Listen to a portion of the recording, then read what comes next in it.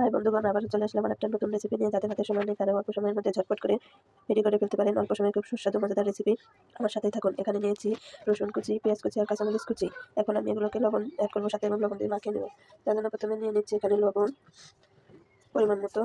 এখন দিয়ে দিব হলুদ গুঁড়ো, তারপর সাথে একটু অ্যাড করবো মরিচ গুঁড়ো। এই নাস্তাটা খুব সহজ, অল্প সময়ের মধ্যে হয়ে যাবে। এখন আমি এগুলোকে ভালো করে মাখিয়ে নেব। সুন্দর করে মাখাতে হবে। মাখানো হয়ে গেছে। এখন অ্যাড করছি ময়দা।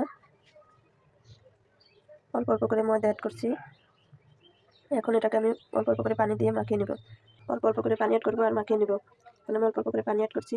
সবসময় এক নাস্তা খেতে ভালো লাগে না, মাঝে মাঝে চেঞ্জ করে খেলে অনেক ভালো লাগে। আপনারা একটা চেষ্টা করবেন,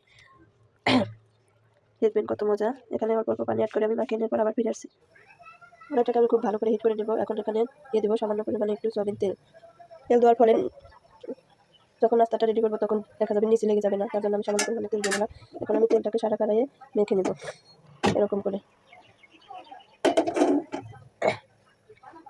চুলাটা আঁচ রাখতে হবে মিডিয়াম থেকে, আরও লো হিটে রাখতে হবে।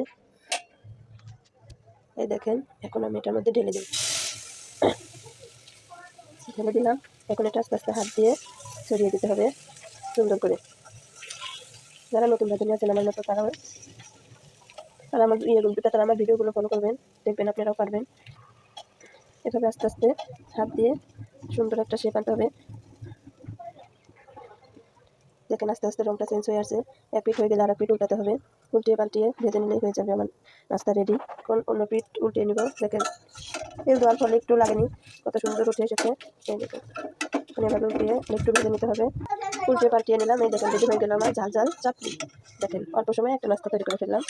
এখন অন্যগুলো ভেজে, এই দেখেন আরেকটা ভেজে নিচ্ছি। কত সুন্দর হয়েছে, অনেক সুন্দর হয়েছে, তাই না? হয়ে গেছে আমার সবগুলো রেডি। এখন খাবার পালা। আপনারা চাইলে একবার বানিয়ে খেতে পারেন, খুব সহজেই এটা হয়ে যায় তৈরি। ঝাল ঝাল চাপড়ি ছোটো বাচ্চারা খেতে পছন্দ করে। এই দেখেন এটাতে খাওয়া শুরু করে দিয়েছে। আল্লাহ হাফেজ।